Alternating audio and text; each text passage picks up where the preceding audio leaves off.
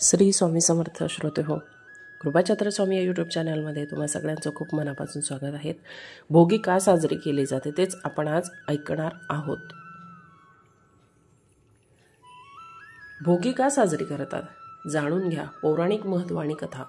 भोगी हा सण मकर संक्रांतीच्या आदल्या दिवशी म्हणजे आज 13 तारखेला साजरा करण्यात येणार आहे। भोगीला उपभोगाचा सण म्हणून असेही ओळखले जाते। या दिवशी स्त्रिया अभ्यंग स्नान करतात। विविध प्रांतानुसार भोगीचे देखील महत्त्व आहे। तामिळनाडूमध्ये संक्रांतीच्या आधी 3 दिवस पोंगल नावाचा उत्सव साजरा करण्यात येतो। पहिल्या दिवसाला भोगी पोंगल असे म्हणतात। जाणून घेऊया भोगी सणाची तिथी आणि महत्त्व। भोगी हा सण मकर संक्रांतीच्या आदल्या दिवशी साजरा करण्यात येतो। भोगीला उपभोगाचा सण म्हणून असे ओळखले जाते। या दिवशी स्त्रिया अभ्यंग स्नान करून विविध प्रकारच्या प्रांतानुसार भोगीचे देखील महत्त्व आपण ऐकणार आहोत। तामिळनाडूमध्ये संक्रांतीच्या आधी 3 दिवस पोंगल हा साजरा केला जातो, कारण पहिल्या दिवसाला भोगी पोंगल असे म्हणतात। या दिवशी उपभोगाचे आणि आनंदाचे प्रतीक असलेल्या देवराज इंद्राची पूजा केली जाते। या दिवशी जुन्या गोष्टींना दुर्लक्ष करून नवीन गोष्टींवर लक्ष दिले जाते। जाणून घेऊया भोगी सणाची तिथी आणि महत्त्व। भोगी 2025 कधी आहे? भोगी या सणाला विविध नावाने ओळखले जाते। पंजाबमधील शीख धर्मातील लोकांसाठी लोहरी हा सण म्हणून संबोधला जातो। या सणाला अतिशय खास मानण्यात येतो। देशातील इतर भागात हा सण थाटामाटात साजरा करण्यात येतो।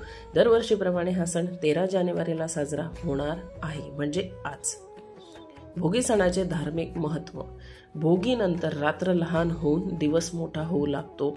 धार्मिक मान्यतेनुसार हा सण रब्बी पिकाच्या कापणीशी संबंधित आहे।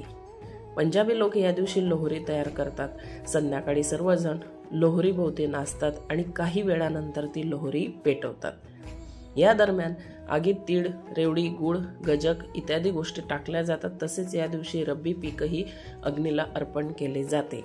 तसेच अग्निदेव आणि सूर्यदेवाचे आभार मानले जातात। अनेक लोक या दिवशी पतंग उडवतात। भोगी सणाची कथा काय ते आपण ऐकूया। पौराणिक कथेनुसार भोगीच्या दिवशी लोकगीत गायले जातात। असे म्हटले जाते की मुघल सम्राट अकबराच्या काळात दुल्ला भट्टी नावाचा दरोडेखोर राहत होता। तो श्रीमंतांकडून पैसे चोरायचा आणि गरिबांमध्ये वाटायचा। गरीब हिंदू आणि शीख समाजातील मुलींच्या लग्नातही तो मदत करत असायचा। या काळात दुल्ला भट्टीला सुंदर आणि मुंडारी नावाच्या 2 बहिणींची ओळख झाली। त्या दिसायला देखण्या होत्या, परंतु गरीब घराण्यातील होत्या। घरमालकाने या दोघींचे अपहरण करून आपल्यासोबत नेले होते।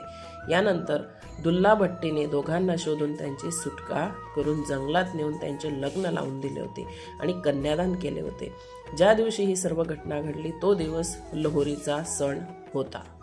अशीच ही भोगीची मान्यता आहे आणि भोगीचा सण असा साजरा करण्यात येतो। श्री स्वामी समर्थ।